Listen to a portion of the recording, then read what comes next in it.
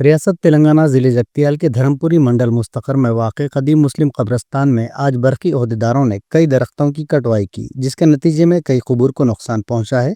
इसकी इत्तला मिलते ही मुकामी मुसलमानों ने शदीद बरहमी का इजहार किया और मजम्मत की।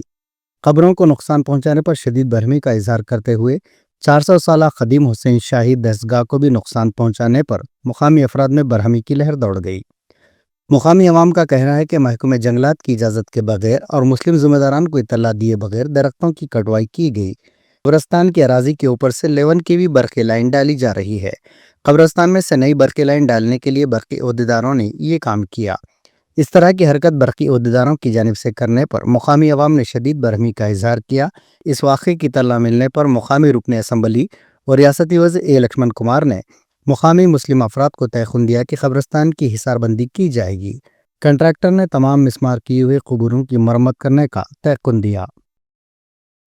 राष्ट्र मुख्यमंत्री रेवंत रेड्डी गारू कांग्रेस उंटेने मुसलमान है, कांग्रेस से ही मुसलमान है, कांग्रेस है तो मुसलमान की इज्जत है, కాంగ్రెస్ రైతో ముసల్మాన్ నీ హే కుచ్ నీ హే అనుకుంటా బెదిరింపు రాజకీయాలు చేస్తూ మరోవైపు ముస్లింల మీద ఇలా దౌర్జన్యంగా శ్మశానాల మీద మస్జిద్ల మీద మొన్న కొడంగల్ దగ్గర కూడా దర్గా మీద ధ్వంసం చేశారు. ఇవాళ ధర్మపురిలో ఈ శ్మశాన వాటికను కూడా ఎలాంటి అనుమతులు లేకుండా జేసీబీ ద్వారా ప్రైవేట్ పనులు వచ్చి ఇక్కడ మా పూర్వీకుల సమాధులను ధ్వంసం చేసి ఇక్కడ వాగుల హుస్సేన్ షా వాగుల పారేసారు. దీని మీద ప్రభుత్వం వెంటనే స్పందించాలి, లేకపోతే ఇక్కడ ముస్లింలందరూ ప్రతిఘటిస్తారు.